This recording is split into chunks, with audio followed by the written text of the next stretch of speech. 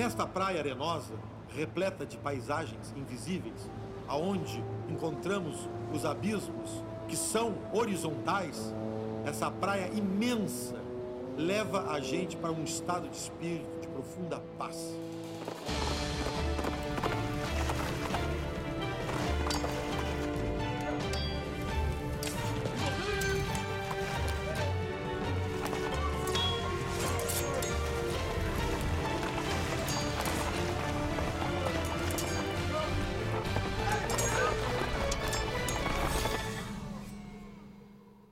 Aqui, o nosso território chamado dos Campos Neutrais, aonde vinham os caudilhos, farroupilhas, portugueses, espanhóis, houve de tudo, já aqui na nossa região. E entravam para dentro dessa área, né?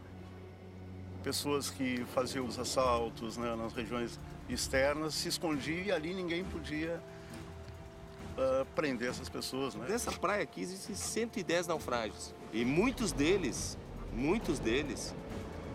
catalogados e não catalogados, datam da época dos Campos Neutrais, né?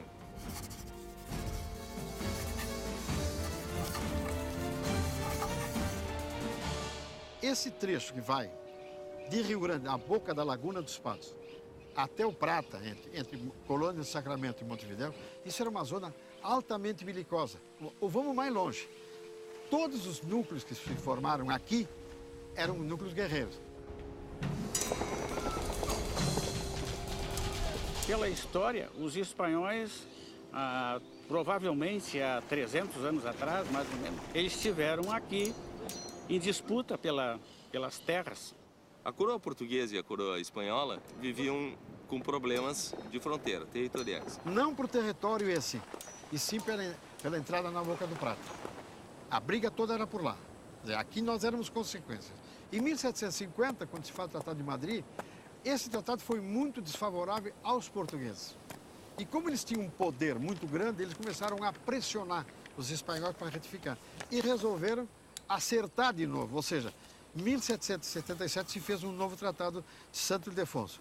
Então, chegaram a um consenso em que os uruguais, que já estavam até a região de Rio Grande, ao norte, se retirariam, onde hoje é a fronteira, e os portugueses se retirariam até a Quinta de Rio Grande, que é a primeira vila de Rio Grande. Fizeram uma área tampão aqui, né, para que não houvesse conflito, né, entre Espanha e Portugal. Então essa área, por um período, ficou sendo uma terra de ninguém. E aqui começam os Campos Neutrais, né? Aqui é o início, é o marco inicial dos Campos Neutrais, indo daqui do Taim até o Arroio Chuí.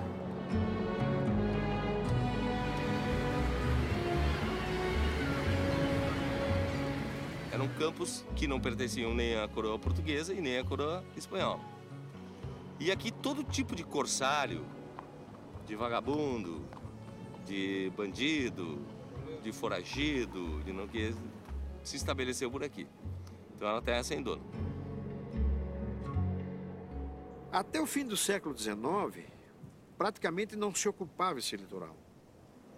Por quê? Porque era um cordão de banhados, de lagoas, com uns cômoros, uma costa inóspita, baixa, ventosa, de difícil navegação. E os barcos que navegavam em direção ao Prata, eles tinham que vir ao resto da costa, atrás desses bancos de areia. Gente dessa costa daqui, essa gente da costa, dos banhados que atravessavam lá com grandes dificuldades, eles usavam um estratagema, que isso aí era voz corrente popular. Hein? Isso não há documentação, não existe nada, mas é popular. Eles pegavam uma linha, por exemplo, 30, 40, 50 quilômetros e faziam, em cima da duna primária, eu acho que se chama, faziam fogueiras. Faziam faróis com tochas, né, em chifres de animais, né, que eles pegavam chifres que caíam das carcaças dos animais, colocavam graxa, né, nesses chifres, então levavam para cima das dunas, que eram altas de 12, 13 metros de altura, existia muito na região entre o banhado do Taim e o oceano. Pegava ali, debaixo da lagoa, faziam umas fogueiras por durante meses ali. Sinal de que ali estava a terra, para a noite. Em determinada ocasião, eles pegavam aquelas fogueiras e levavam a 2 quilômetros para dentro. E os barcos, quando voltavam, quando passavam, estamos longe, vamos para perto. E encalhavam. E aí então se dava a pirataria. Pegaram uma cabeça de boi, é o que eu vejo falar, né? Vi falar, né?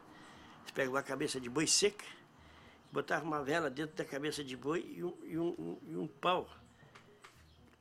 E eles faziam assim, tipo farol, a entrada da barra. Os bandidos, né? Aí o comandante da galera achou que fosse a entrada da barra. E ele, pá. Não, veio direto onde estava o farol, certinho. Ah, encalhou. Tem centenas de barcos naufragados aqui, cujo mais famoso foi o Príncipe de Gales, que deu a questão Christie entre o Brasil e a Inglaterra, que o Brasil rompeu as relações com a Inglaterra. E o Dom Pedro II não aceitava, porque eles exigiam que fizesse uma retratação pública e pagar um dinheiro, e o Dom Pedro não quis pagar. Encalhando aquela pirataria muito bandida daquela época. Ah, fizeram matança. É o que fui falando, matar muita gente, mulheres, anéis, orelhas, tiraram tudo. Então, alguns naufrágios certamente foram causados por essa bandidagem, que também foi muito comum e ainda é comum aqui no nosso litoral. Se um barco afundar hoje, provavelmente em meio-dia ele esteja totalmente saqueado. Essa costa, à medida que foi o trânsito, aumentou enormemente, porque o mercado uruguaio e argentino e até o chileno para ir ao Pacífico começou a crescer, então aí começam a se instalar os faróis. Os faróis têm uma função importantíssima para os marinheiros. São essas luzes que nos orientam, que iluminam os caminhos, que dão a segurança à navegação.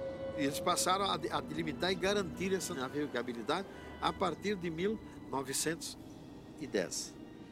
Mas pirataria continuou até uns 20 anos atrás, de barcos que naufragavam, levavam as cargas. Tem vários barcos naufragados que eu assisti na minha vida. Por se tratar de uma costa retilínea, como sempre foi denominada nos diários de bordo e nos registros de naturalistas que andaram aqui por esses pagos, essa costa sempre ofereceu e ainda oferece um grande perigo. Esse naufrágio aqui é do século XX. Está sendo totalmente consumido pelo mar, mas já foi um navio bastante inteiro na sua estrutura. Essa canoa foi igualzinha que o meu irmão tirou a tripulação do Altair. Ele botou 17 pessoas ali dentro, com 4 remeiros, ou 5, uma coisa assim. E o mar era bravo. Ele encostou do lado do navio, botou os caras tudo sentados, igualzinho essa canoa. Sim, eu estava lá com a mala, com as coisas. E meu irmão ele era guapo, esse aqui conheceu, ele era artista. Ele deixou todo mundo acomodado e tal. Quando ele chegou, quando vier aquele mar lá, vocês baixam o remo. Baixa o remo, quer dizer, baixou o remo, né? E ele ficou sentado na popa, de pé, na popa, de em pé, na popa com o timão. Ele baixa a gurizada, baixa o remo, quando baixa a canoa, quando ficou assim, ele baixou o remo, acho que pegou 70 quilômetros, a canoa de velocidade, lá de dentro. Parou em terra, os caras desceram de sapato, ficou em terra, a velocidade que via.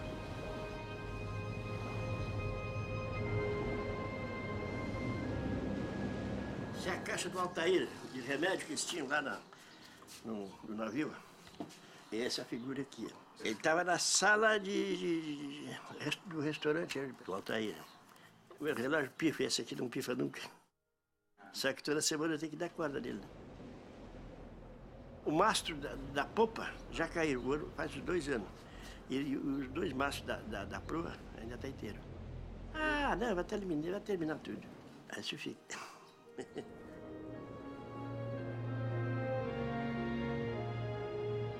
E esta é uma das embarcações do século XIX.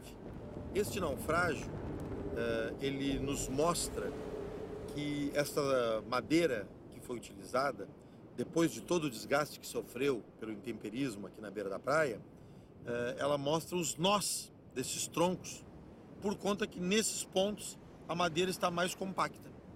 Então o resto que está mais solto vai se deteriorando e vamos ficando então com a estrutura, com o esqueleto cada vez mais fragilizado. Porque veja-se que as madeiras são de uma rusticidade impressionante, né? E a quantidade de ferro que colocavam para prender umas às outras também é uma coisa descomunal. Grande parte de todo esse acervo está bem na parte mais alta da praia, mas poderemos encontrar também alguns desses naufrágios ainda dentro d'água.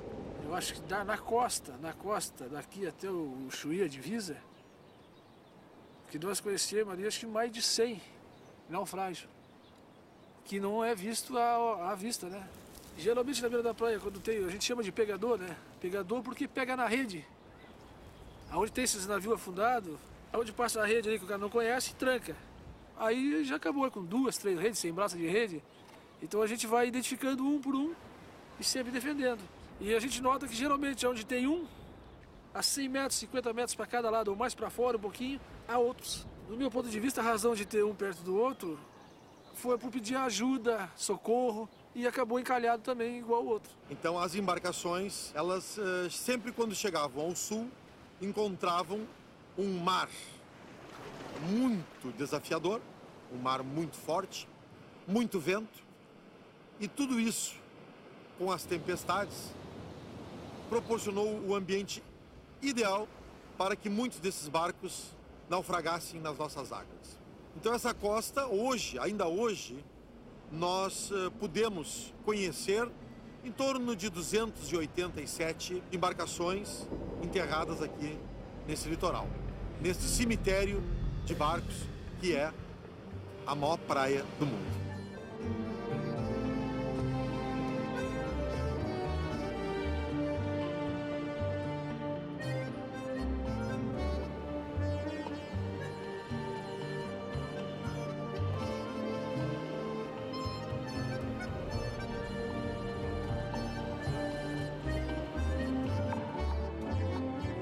Os navios aqui do Sarita até aqui perto do navio, até o Altair.